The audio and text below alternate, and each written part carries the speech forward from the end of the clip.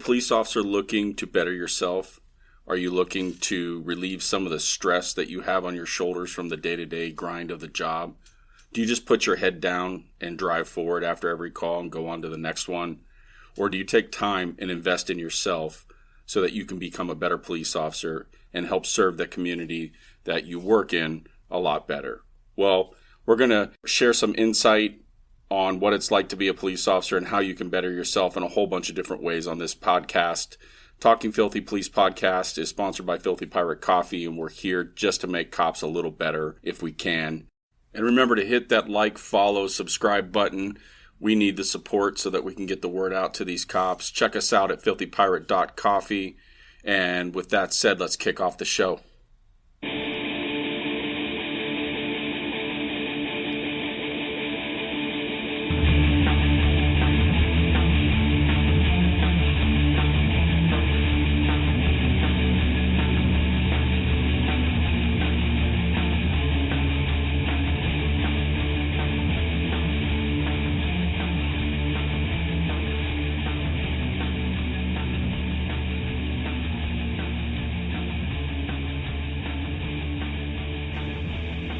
All right, welcome to another episode of Talking Filthy Police Podcast, sponsored by Filthy Pirate Coffee. I'm the one and only, the legend, Danimal. No, I'm kidding. I'm here with Mark. He's a Southern Arizona police officer, a very well-respected, tenured detective, supervisor. He's got a great background. But the reason we're going to have Mark on the show today is to talk about finances. Mark, what's up, buddy? I appreciate you having me on. Thank you very much, Dan. Oh, and I forgot to mention, excellent musician, by the way. And he has the county line. County line. He has beautiful flowing rock star hair and the whole deal. No, he's actually bald. Anyway, so cops and money. Let's talk about that. Well, there's lots of pitfalls for sure. At least for me, when I came into this profession, a total career change. I actually moved to Tucson to go to the University of Arizona. I studied finance there. Growing up, my dad was always into like the stock market and wanting to be financially sound. So I kind of took a lot of that influence from him. He had some side gigs, side hustles that he would do back before side hustles were cool. And so I was influenced a lot by him. So I got a finance degree. And then I decided, hey, let's try and become a financial consultant. So I worked as a broker for about 3 years with a major brokerage firm. And then I got licensed, get this, right at the very peak of the market in like 2000. So for the next 3 years, it was brutal. It was brutal. I mean, calling clients up, and having to give bad news for 3 years, that was rough. And I was also in my early 20s. And so not many people want to trust their life savings, to someone. Yeah. Oh, yeah. I wouldn't do it. But I had a friend in the police world who loved their job. And so I knew I needed a career change. So I figured, my brother's in the military. My dad was in the military. I need to actually put myself out there and try something challenging. So I became a cop. And I figured, I'll do this police thing, until I can find a real job. And 18 years later, I'm still here, Yeah. So I didn't know that about you. So you're actually educated in some finances. You're not just dabbling in it as a hustle. You actually have worked this. And for our listeners, Mark knows what he's talking about as far as money goes. No, I appreciate it. In a lot of my life, I didn't know what I was talking about. I knew the right things to do. No, I'll be perfectly honest. I knew the right things to do. However, I didn't always walk the walk. When my early part of my career, had the education. I used to be a financial consultant. But now I got this police job, and I'm making pretty good money. As much as people want to talk smack about being a public servant, you have an opportunity with law enforcement or being a fireman, anything in public safety, to actually make a very good living with what we do. And I was married, had a couple kids at the time, and we were living way beyond our means. I think in the first 8 years of my career, professionally, they were great. I was killing it at work. I got promoted pretty quickly. Got some great assignments working a lot of drug crimes. I was working down in narcotics, making a ton of overtime, working a lot of off duty. But personally, the finances were really out of whack. If we had $100 in the bank, we're spending 200. I mean, we were living beyond our means. If we can't afford it, finance it was the motto. And I mean, that you can only do that so long, and finally it came to a head. I think in my personal life, that was definitely the biggest stressor that I had, and it ultimately was a huge part of getting a divorce. So at that point, back in like I think it was around 2010ish, where again, professionally was great. I couldn't have been more motivated with police work, but I was working crazy amount of hours, and then at the end of the day, my marriage crumbled, and finances were a huge part of it. Yeah, I think oftentimes in probably every cop agency across the country, you do. So a great point. You do have an opportunity to make a great living. You really do. If you hustle and you're focused and you have some skill sets, you can make a good living. Now, here's the flip side of that coin I've found is when you live outside the means of which you're capable of, you're like, I've got 100, I'll spend 200, I'll just work more off duty. I'll just work more overtime. Oh, yeah. And eventually, there is no off duty or overtime that can keep up with what you're doing wrong. I think I've lived it. Obviously, you've lived it, and a lot of other cops have. So I think fault number one is we get comfortable with the piggy bank always being there. And a good case in point for us, 2010, the piggy bank dried up. Overtime went away. Off duty was really limited. And a lot of cops were like, holy crap, housing market just crashed in 2008. Yep. And so things really went bad for a lot of people, and we had to recognize, and that was our family moment where we were like, all right, let's find the balance here, because we don't know what the future holds, down the road. And so what happens after you kind of have that, that moment of clarity where you're like, okay, I got to do something here? Well, I don't think it was a moment of clarity that I wished for, but I definitely needed.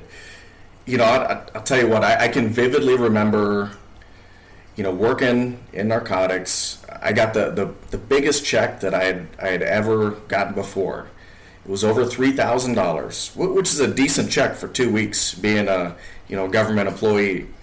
And I remember that Thursday I call up my wife. I'm like, hey, the check hit the account, because back then it needed to hit the account so we could pay the bills.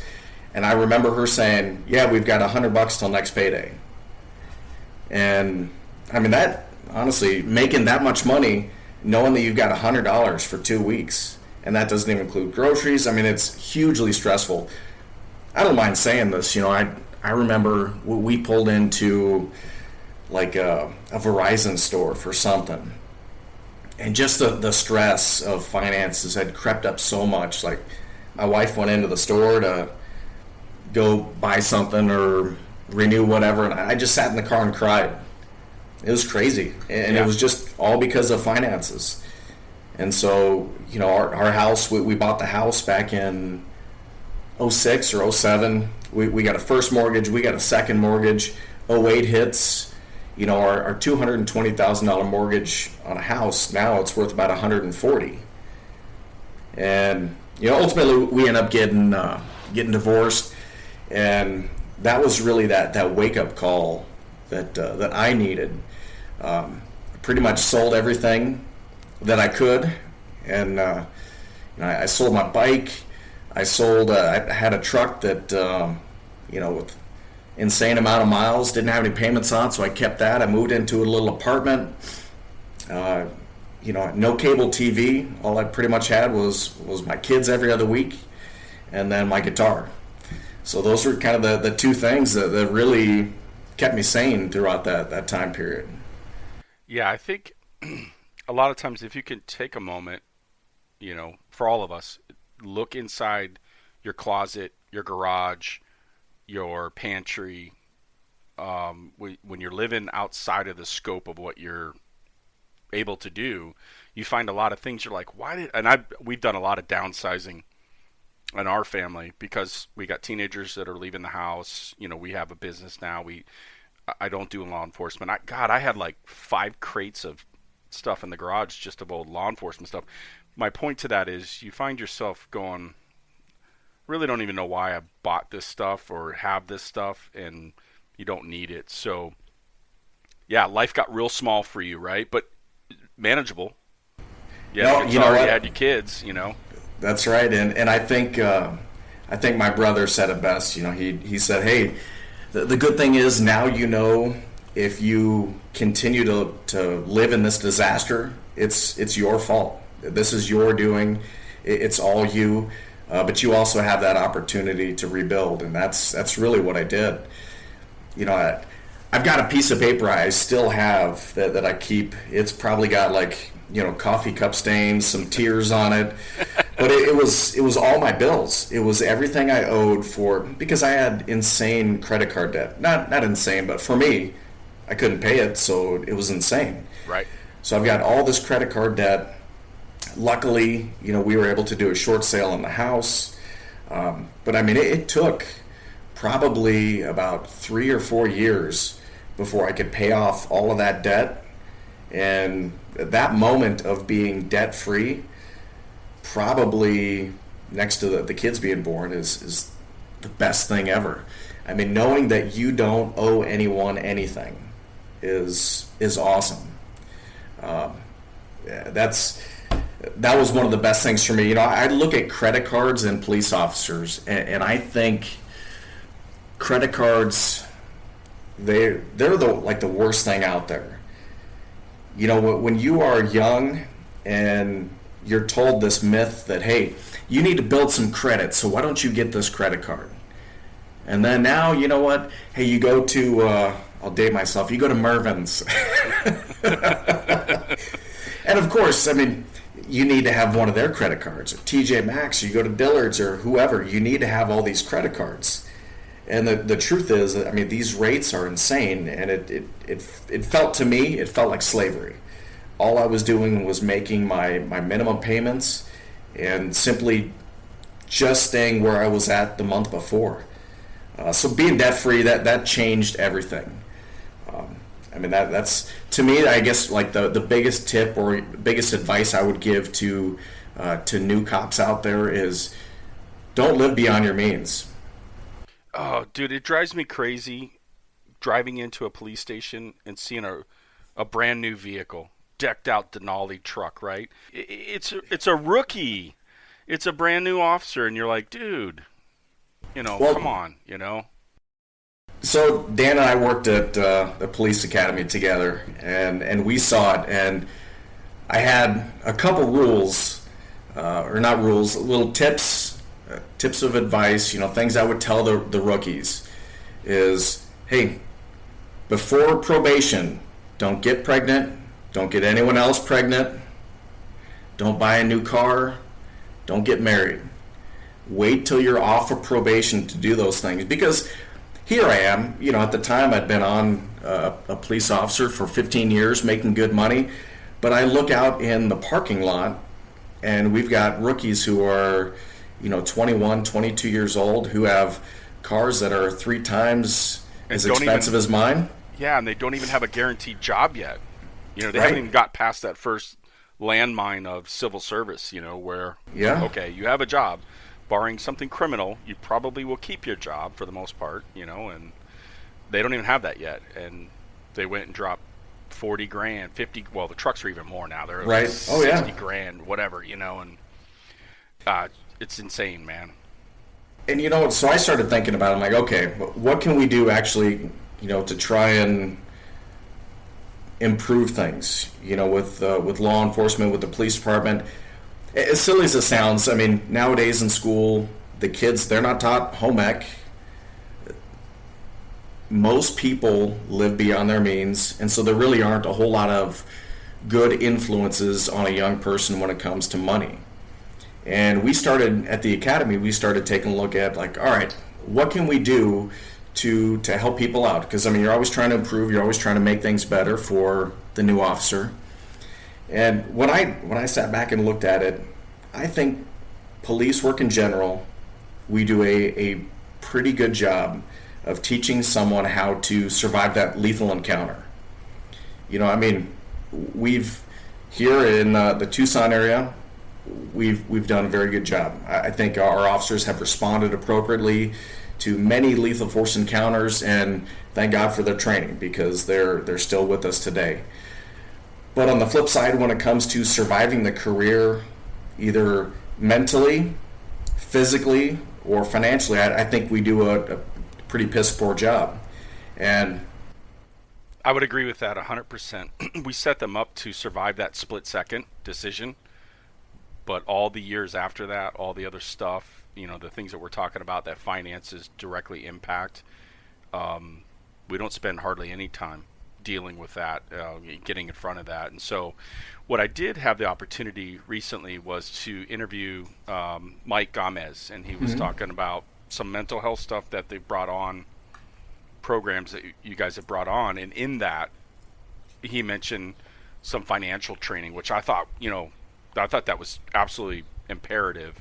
Basically, in-service training will have a part of that, you know, or something like that, will have some financial guidance, which I think is, you know, really, really important to, you know, if cops take a look at themselves and go, why am I working? Why am I tired all the time? Why am I stressed out, angry, and pissed off? Probably because you're working all the time. Why are you working all the time?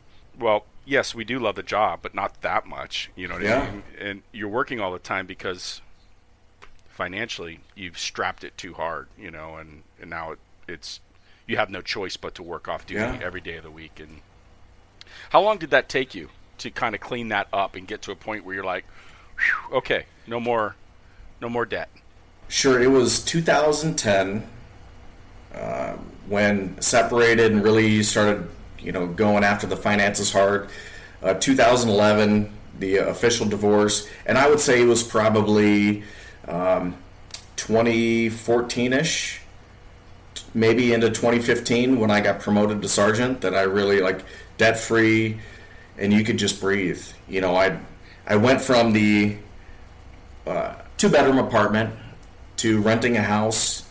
After I rented the house, I was finally able to buy a house on my own. That was another great feeling, knowing that you know, when I bought the houses, my houses previously, it was like, okay, how little can I put down on this thing, you know, and get in here.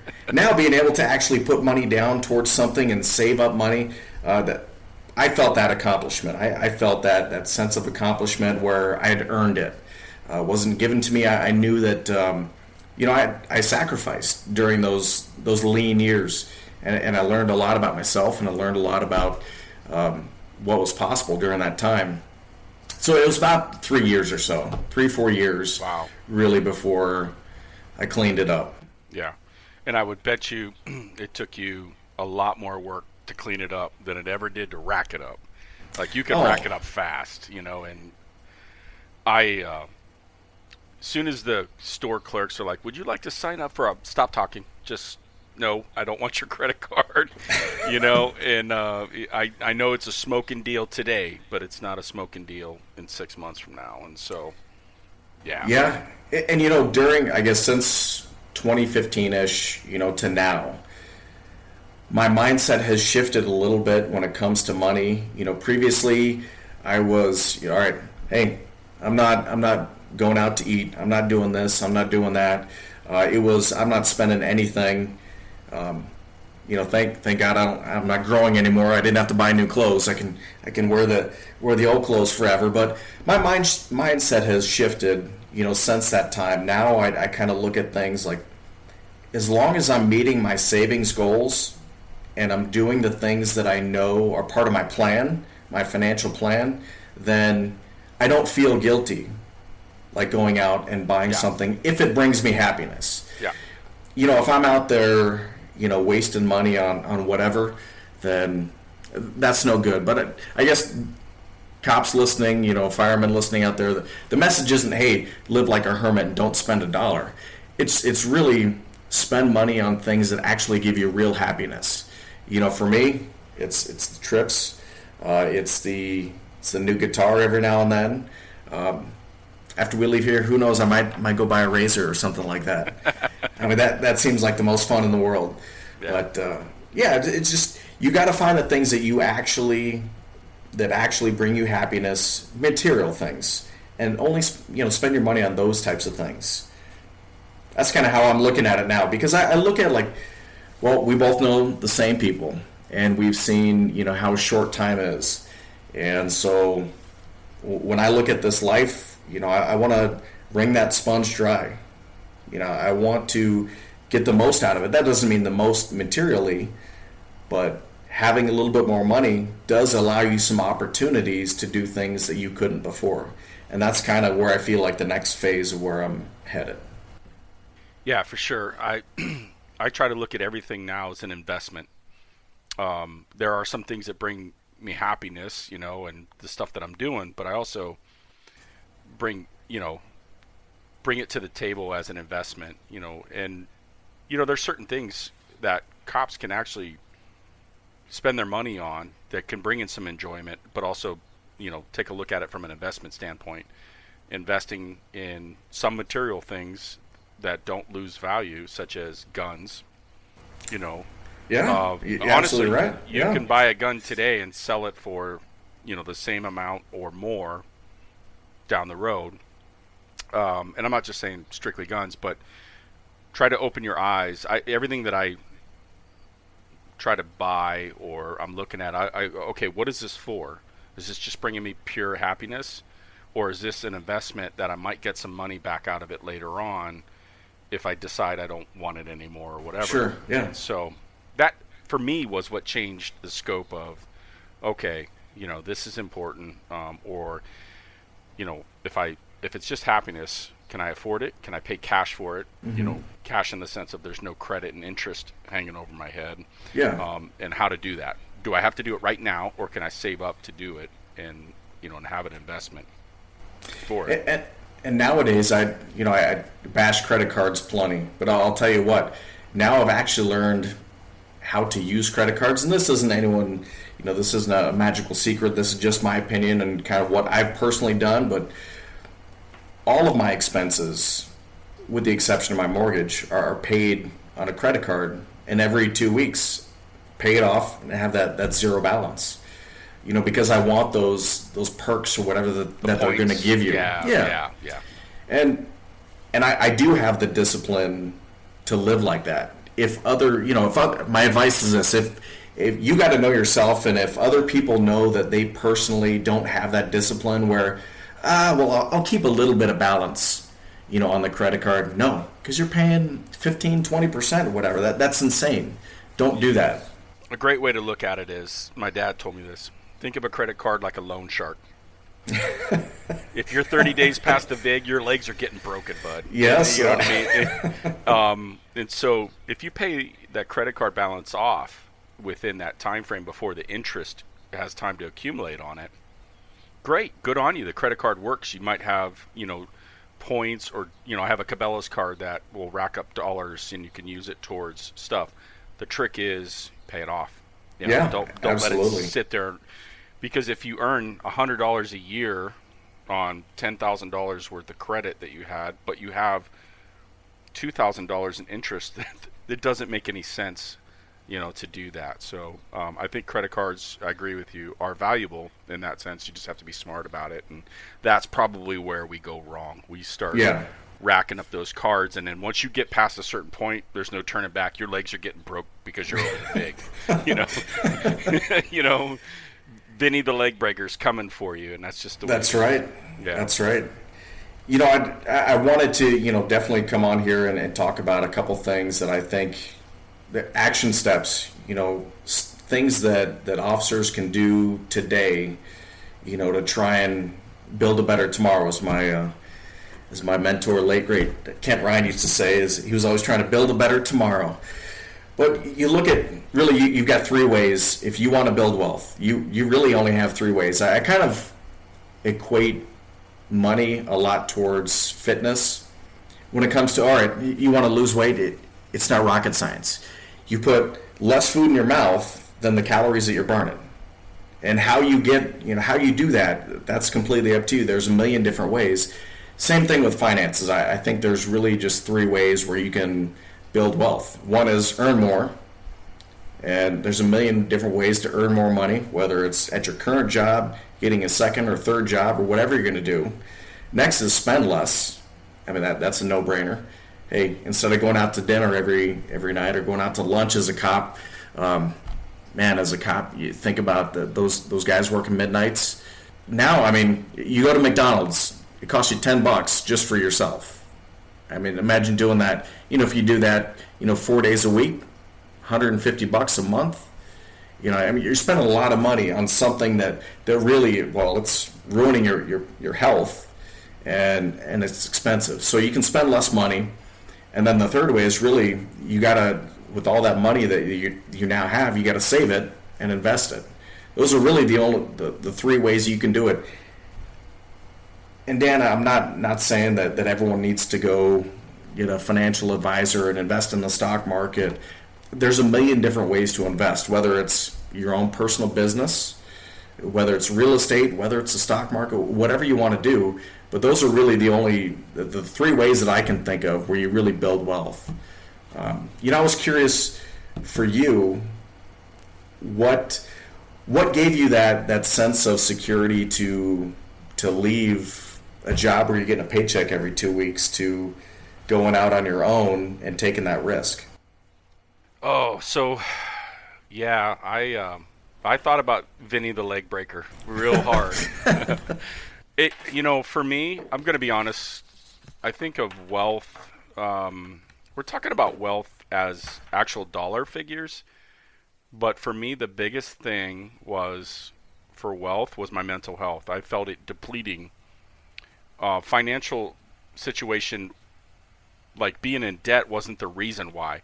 What my mental health was depleting was I felt that I was no longer happy in a job and that I was relying on staying at this agency to get a retirement that was more than what I have at the current moment. So for those listening in Arizona, it's the drop and all of these different things. And you're married to this. So I just really looked at what I wanted to do. And for me, investment, right? Going back to what I told you, what am I investing my money in? Yeah. Do I continue investing my time and effort into the agency where I'm not happy? And also, I should say, it's not the agency's fault. I wasn't happy, but I also wasn't productive in the way that I wanted to be there anymore. I pretty much, had hit the max. So I wanted to invest in my family and invest in the business, which I knew the business, every dollar I put in, is going to be coming back to me in some way. So yeah, in 5 years, do I have the guaranteed lump sum that I would have had from the drop? I don't know yet. I don't have it from the agency, but I don't know what I may have twice as much. Right. So there was a risk involved in this, but I can tell you what I do know for sure was I was in a better place where I didn't have to rely, we're talking about debt a lot through this, but money's money. I didn't have to rely on that chunk of money to do that. And I also said, if the business doesn't make it, because we opened it in COVID, at the height of COVID, last fall. It's okay. I've got skill sets. I've got other things. I'll figure it out. I'll move along. But it was pretty risky. Yeah. Very risky. Thousands of dollars, went out the door real quick. And, my wife and I had a lot of discussions, and we still do. And I will tell you that having the business actually made me smarter personally, financially. Because I have to look at every dollar in the business and go, what am I getting out of this? What am I investing? What is, where are we going with this? So it makes me do it more personally too, on that side of stuff. And it's been really good for me. The best decision I made, hands down, a year ago was to make this carve this pathway and do that. And so that was my moment. Am I where I want to be? No, not yet. But eventually, I think it'll be there. But we'll never be where we want to be. I mean, I feel like life is always that next step of challenges. You know, if you're satisfied with where you're at, all right, that ain't me. Yeah. You know, I'm looking for how can I improve tomorrow?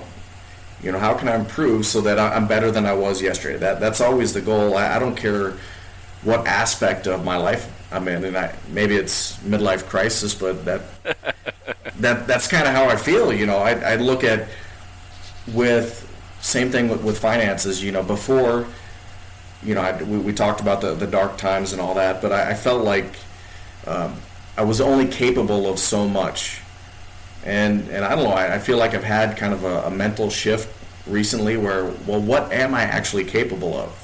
And why am I limiting myself? And I look at like entrepreneurs and I look at that and I'm amazed. I'm impressed by people that can go out there and take risks and go out there and try something, put it all on the line for a better tomorrow. Yeah, so working for yourself is kind of cool, entrepreneur wise. If a person wants to invest money, invest in yourself, because at the end of the day, I got no one to blame. If I, you know what I mean, and you know me, I'm quick to point out, someone else's faults, but no. you know, at the end of the day, I have to own it. I have to. We failed today. I upset a customer, or we didn't get an order in. It's you. No one else. And I love that part. I also get to make the decisions of, I'm going to do this. I don't need to check with 14 different commanders and legal advisor and all this other stuff. There is a checks and balances, but sure, for the most part, I make my decisions. So I love that part of it. So that investment for my mental health is, worth it in that sense. And every dollar I put in, I make sure that it is an investment. Because I know exactly what I want in life, and I don't want big boats and shiny stuff and all that other stuff, but I know exactly what I want and where I want to get to in a better tomorrow, and that involves spending a lot of time with my kids and hopefully their families down the road, and having that longevity, not necessarily material, but longevity of a healthy life where money isn't an obstacle. If I want to jump on a plane, go see the grandkids, that's what I want to do. And so I know for the next 10 years I'm going to have to bust my ass to get there, but that's okay. Yeah. That's the final checkpoint for me, is to before retirement. So, well, we're talking about money, we're talking about finances, and I think you're absolutely right when you say it's not about material things. Being able to look at your deferred comp account or your drop account or your bank account and seeing the zeros on there, that's awesome. Money is definitely not the goal. I mean, money is, what I like about it is that it gives you those opportunities that you didn't have before. It gives you those things that well, for me, having a lot of debt when I felt like I couldn't do anything because I was crippled by this debt. Now I'm not in that position where, like, you know what, hey, the family, we want to go out, we want to go take a trip or go to dinner or go to whatever. It's not like, hey, I need to check the checkbook. To me, that's that freedom that you get by planning properly, for your future. That's kind of how I'm looking at it right now.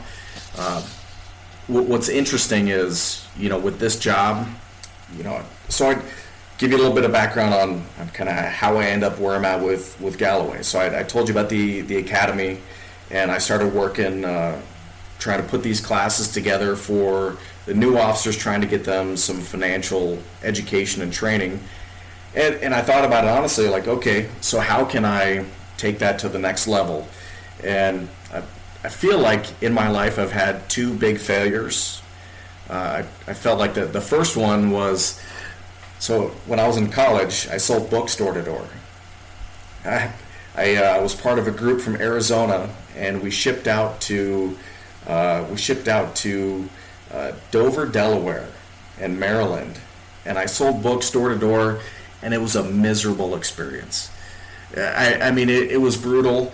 Knocking on doors. Some weeks, 20 hours a week. Some weeks, 80 hours a week.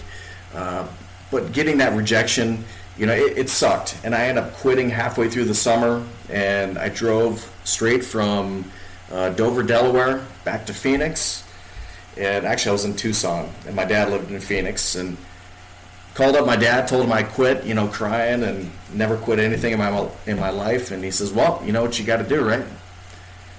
Yeah, I got to go back. So my dad and I hopped in the car the next morning, drove all the way back to Dover, Delaware, and finished out the summer, and it was just as miserable as before. It was horrible. And so I got done with the summer, and I said, you know what? I got to do another summer. So I did another summer selling books door to door, and you know what? It sucked. It was horrible. Made decent money, but it was one of those things that I felt like I failed because I didn't do as good as I could have, but it probably taught me more than just about any other job I've ever had in my life. That has come into play. Interviewing people, because all I did all day long was talk to people, knock on their doors and try and get them to buy some books that they might not want, but they needed. And so I felt like I failed at that. Then I went into this career as a financial consultant, and it was horrible timing. And also, I'll take ownership. I didn't work as hard as I could have. I know that, I threw out that excuse earlier about being in my early 20s and not many people wanting to show me that confidence in me where they would let me manage their finances. But it's a little bit of a cop-out, and I've known that my whole life, and I always felt like, you know what, I want to do this again. So I knew that I wanted to get back into the financial services industry. I just didn't know how I was going to do it. Had the education, the experience, and I mean, Steve, I knew our buddy Steve Wheeler, who was a retired police officer, and he worked for this company called Galloway. I didn't really know too much about it, so I just sat down with him and talked to him. And not to give you the commercial, but I'll give you a little bit of the commercial. And then I think people don't buy what you sell, they buy why you do it. If you think about that. And I think that's what we talked about before we went on the recording here. We talked about the loyalty that you have, but I think that's legit. People want to support you. They want to understand why you do this. And so when I was looking at, all right, how do I take this to the next level? Well, so I learned about Galloway. Mike Galloway, he was a retired Mesa PD lieutenant. He worked with PSPRS, was on some boards with them, and then decided to start his own financial firm after he left law enforcement. Just about all of the advisors who work with Galloway, almost all of them are retired cops or firemen. And it's got a very niche market where, yeah, we can help everyone, but our bread and butter, the people that we're helping are cops and firemen, public safety. And so honestly, that's why I decided to start working with them. So they've been kind enough to let me, work the law enforcement and kind of work with them part-time. And it's been a great experience, and that's kind of my exit strategy. That's kind of my plan when I eventually leave law enforcement to go into this full-time. Yeah, correct me if I'm wrong, but I think you sound like you probably get satisfaction out of when you sit down with a cop or a firefighter and you go, look, all right, whether you're doing great or you're not, here are some things you can do to do better financially. And you see them and they come back 6 months later and they go, dude, paid off that credit card, I got $5,000 saved up, and they're ecstatic, right? Or yeah, absolutely. Maybe they're zero again. They're back to where you were at one point where you're like, whew, okay, I don't owe anybody anything, and they're happy if you can help a cop or a firefighter and you see that success. I think that's the real paycheck. Absolutely. My wife gets a little frustrated sometimes because I try to not spend all of my off time working, on this, but I spend a lot of time doing it.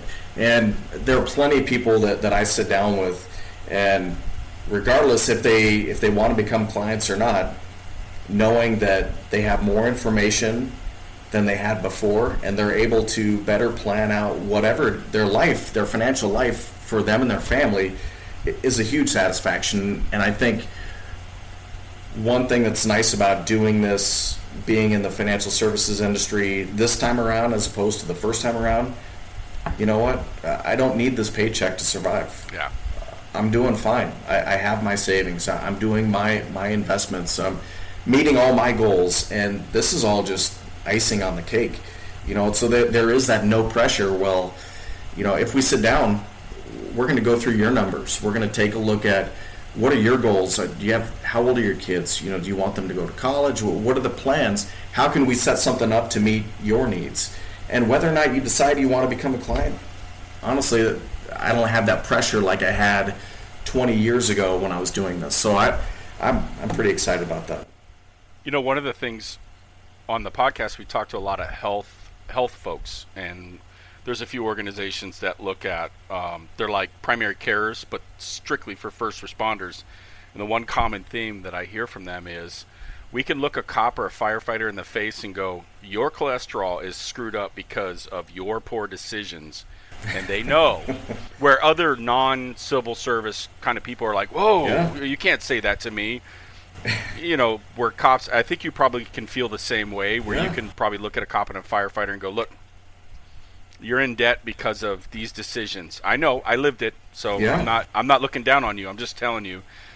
So I think it's really cool that you guys can do that, specifically have a staff that has a first responder background that can talk to first responders in a first responder way and basically help them unscrew themselves or set up, a better road. You're doing great. Let's get you set up for great success, and absolutely. I think that's cool.